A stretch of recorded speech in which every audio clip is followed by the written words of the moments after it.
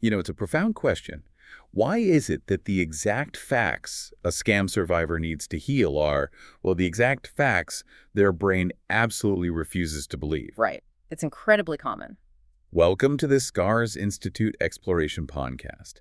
We are stepping into some very difficult, very real territory today, and I want to start by speaking directly to you, the listener. If you, or maybe someone you love, is a scam survivor, please know that this exploration is specifically for you. We're doing this to help you make sense of what you're experiencing right now. Absolutely, because the aftermath of these crimes it's profoundly disorienting. It affects how you think, how you remember, and honestly, how you process reality itself. Yeah, and that's terrifying. It is. But the confusion you might be feeling is not a sign of weakness. I really want to stress that. It is a documented psychological response to profound betrayal. I'm so glad you said that. Before we get into the mechanics of why that happens, we need to state the foundational message of our discussion today. And really, it's the foundational message of recovery itself. What happened was not your fault. You are not alone. And the Scars Institute is here to help. Exactly. Everything we discussed today anchors back to those three truths. So to guide us, we're going to be exploring the article on the Scars Institute Scams Now magazine. This is a foundational piece written by Professor Tim McGuinness, Ph.D. certified in trauma-informed care, recoverologist, anthropologist, scientist, polymath, director of the Society of Citizens Against Relationship Scams, Inc. He brings such an incredible depth of expertise to this. And the mission of today's discussion is to pull apart this deeply frustrating, often agonizing psychological phenomenon he outlines. We're exploring why the most important protective truths about scam recovery are often the absolute hardest things for a survivor's brain to hold on to. It's a painful paradox, right? The very facts that can save a person are the facts that seem to just slip away the fastest. They really do. So to understand why victims struggle so much with these truths, we first have to understand how ideas stick in the human brain under normal circumstances. Like, how does the mind categorizes and hold on to information? Well, the article introduces this by looking at the concept of a meme. And, when we say meme in this context, we aren't talking about a funny viral image on the internet. Right, not a cat picture. Exactly. We are going back to the origin of the word. It was coined by the evolutionary biologist Richard Dawkins in his book, The Selfish Gene. Dawkins described a meme as a unit of cultural transmission. So it's an idea, a belief, or a behavior that spreads from person to person, replicating itself almost like a virus. Like a mind virus, basically. Precisely. And psychologically speaking, certain ideas become memes because they align perfectly with how the human mind naturally processes information. Ideas that are simple, emotionally engaging, and easy to repeat those tend to embed very deeply in our memory. So when an idea carries a high emotional charge, like, say, a deep fear, or a strong desire, or even a profound sense of shame, that repetition strengthens the neural pathways in the brain. Right. The idea becomes highly stable. It feels familiar. And here's the dangerous part to the human brain. Familiarity often feels like truth, even if the idea is entirely false. Wow. Okay, so that brings us to the flip side of that coin. Professor McGuinness introduces the concept of the anti-meme. Yeah, the anti-meme. An anti-meme is an idea that is entirely true, profoundly important, completely accurate, but it just bounces right off the mind. It doesn't spread. It doesn't attach to your emotions at all. It fails to receive the internal reinforcement needed to stay in your active memory. The brain just processes it briefly and then poof, it just releases it. It's like the brain has Velcro for emotionally charged ideas, even if they're toxic or totally false, but it's coated in Teflon when it comes to neutral protective facts. That is a perfect analogy, the Velcro versus Teflon effect. To ground this, let's imagine a hypothetical survivor. We can call her Sarah. So Sarah just discovered that the man she thought she was marrying, a man she's spoken to every single day for a year, is actually a criminal syndicate operating out of another country. A devastating realization. Truly. And the protective facts her family tries to tell her, they act like anti-memes. They hit that Teflon coating and just slide right off. Right. And the core question is why those facts, which are literally required for Sarah's survival and recovery, suddenly become the things her brain actively rejects. It comes down to a violent clash of realities. A clash of realities. Can you break that down? Sure. After the discovery of a scam, the victim is suddenly forced to hold two completely incompatible realities in their mind at the exact same time. I'm trying to visualize this clash. On one hand, you have the lived reality, right? Yeah. The good morning texts, the shared secrets, the plans for the future. That is a biological, emotional reality. The survivor's nervous system literally adapted to that bond. Yes, their body felt it as real. And crashing into that biological reality is the cold, shattering factual reality.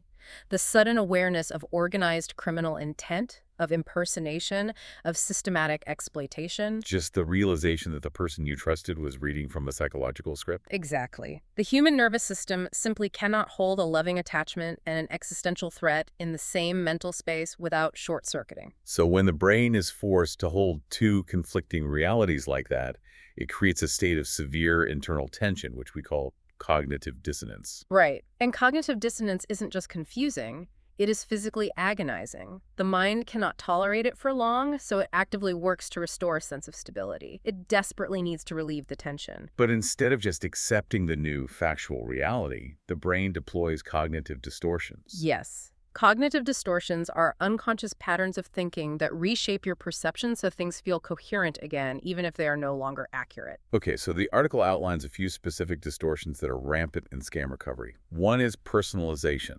Personalization is a big one.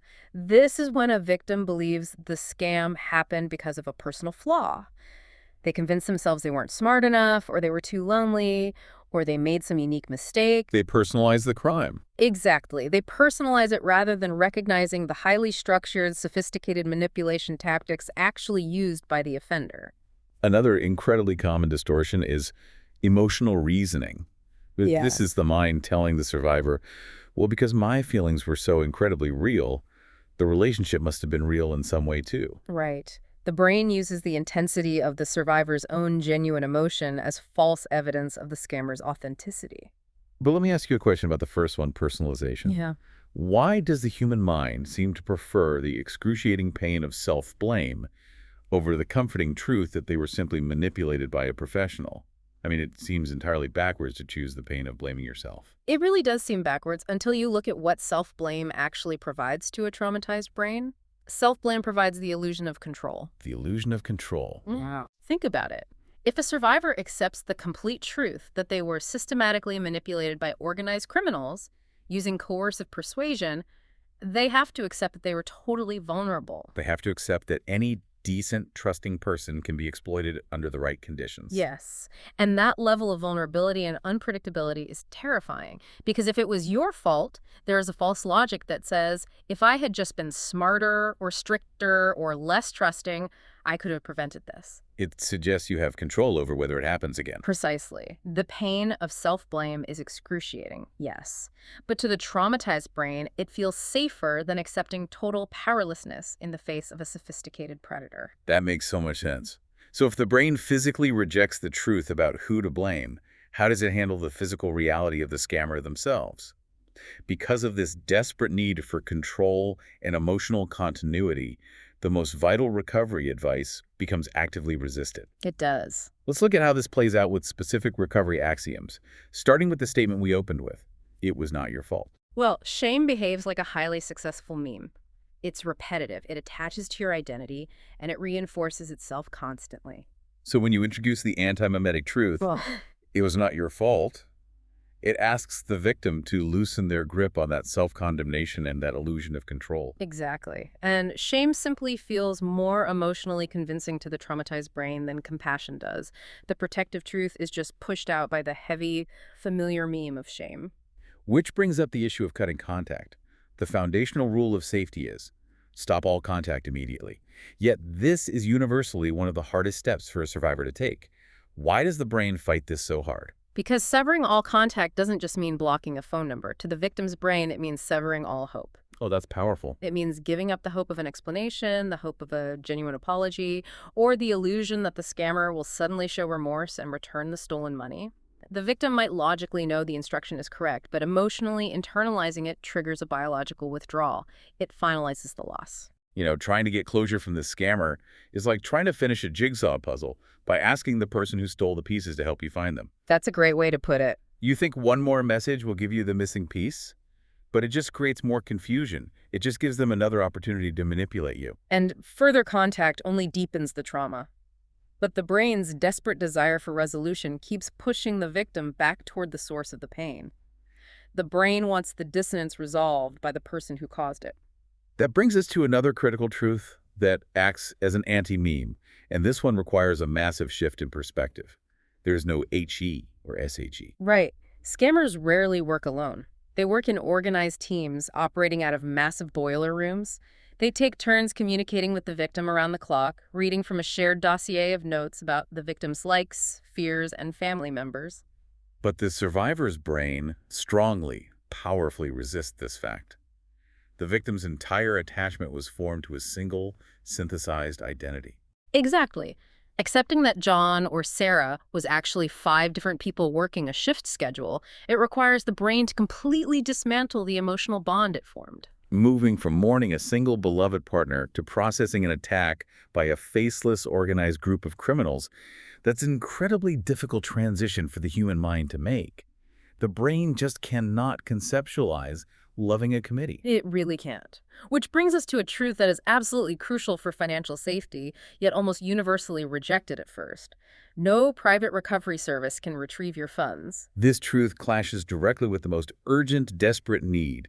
A victim feels the need to repair the catastrophic loss and fix the damage. Yes. When a victim is in acute distress, they are highly vulnerable. A legitimate protective truth telling them the money is gone and cannot be recovered by a private hacker asks them to accept total powerlessness over their financial future. But a fraudulent promise from a fake recovery expert offering to hack the scammers and get the money back, that offers immediate, intoxicating emotional relief. It does, and it leaves them incredibly vulnerable to secondary recovery scams. The truth bounces off, and the comforting lie sticks, compounding the devastation. From the outside, it really sounds like the brain is actively fighting its own recovery, doing everything in its power to stay trapped in the illusion. I know it seems that way, but we have to reframe what the brain is actually doing here. The brain isn't trying to destroy the survivor. It is trying to protect the survivor through automatic defense mechanisms triggered by profound trauma. Protect them. How? Well, the article discusses a concept called working memory overload. When your nervous system is flooded with stress hormones, cortisol, and adrenaline, the prefrontal cortex, the logical reasoning part of your brain, essentially shuts down. The brain cannot process complex, conflicting information in a calm, balanced way. Right. In response to this cognitive overload, the mind deploys defense mechanisms automatically without any conscious intent to protect against overwhelming psychological distress. What do these defense mechanisms look like in action, say, for our hypothetical survivor, Sarah? The first is denial and avoidance. This is when the mind physically pushes painful facts out of active awareness. So Sarah's attention shifts away from the bank statements or the logical inconsistencies and moves toward thoughts that feel safer, like rereading old, affectionate messages. Exactly. And because the corrective facts are avoided, they never get the repetition needed to stick in memory. If you aren't revisiting the truth, it fades, giving the appearance that it just won't stick. Then there is rationalization. Yes. Rationalization is when the mind reshapes the facts to fit the old narrative. It alters the meaning of reality to reduce the conflict. For example, Sarah might hear the factual statement, "These syndicates manipulate thousands of people using a script." But her brain rationalizes it by saying, yes, maybe they scammed others, but what we had was real. He really did care about me, even if the investment was a lie. Our connection was the exception. It weakens the corrective truth. And finally, there is compartmentalization. This involves separating conflicting ideas into entirely different areas of thought so they never interact. A survivor might hold the factual reality knowing they were scammed, knowing the money is stolen in one part of their brain, while simultaneously keeping the emotional memory and the feeling of romance alive in another part. So this prevents true integration of the facts. Yeah. The logical brain knows it's a crime, but the emotional brain is still mourning a breakup. Exactly. I want to ask you, the listener, to pause and reflect on this. Have you caught yourself doing this? Have you accepted the theft but still held on to the romance? Has you rationalized that your specific situation was the exception to the rule? It's so common. If you have, please hear this. This isn't a failure of your intelligence. It isn't a character flaw or a weakness. It is a documented biological symptom of betrayal trauma. Your brain is trying to survive a psychological earthquake. The anti-memetic effect happens because the injury is so deep. But that leaves us with a critical question. If the brain's natural defenses make the truth act like an anti-meme, if the truth just bounces off the Teflon, how can a survivor ever heal? How do we make the truth stick? Well, healing requires a specific methodology, which the SCARS Institute has developed for integration.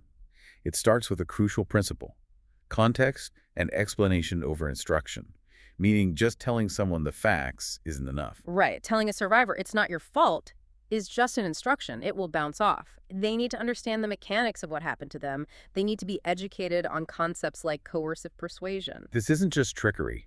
It is the systematic, step-by-step dismantling of a person's critical thinking and reality testing. Exactly. They also need to understand grooming, how a predator slowly moves the goalposts of what is acceptable behavior, gradually isolating the victim from their support system, so the scammer becomes their sole source of reality. And perhaps most importantly, they need to understand intermittent reinforcement. Yes, this is the psychological mechanism that alters brain chemistry. It operates like a slot machine.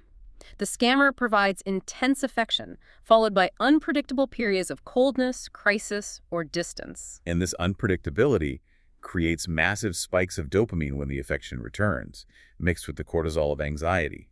It creates a chemical trauma bond that is incredibly difficult to break. Once the survivor understands the mechanism of the crime, how the psychological trap was built and executed, the self-blame naturally begins to loosen.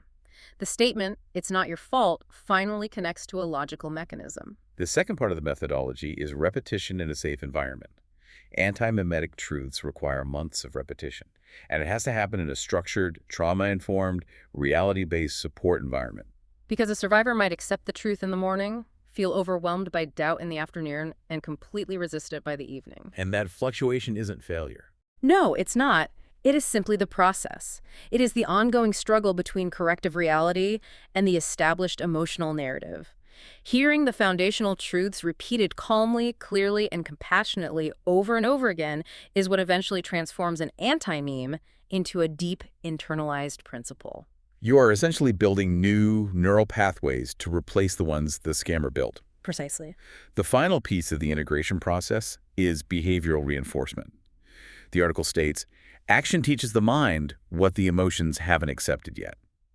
I want to highlight that phrase, but I also want to acknowledge on behalf of the listener how excruciatingly difficult that is. It is incredibly hard. Taking the action to block someone when your heart is screaming at you to wait for an apology requires immense courage.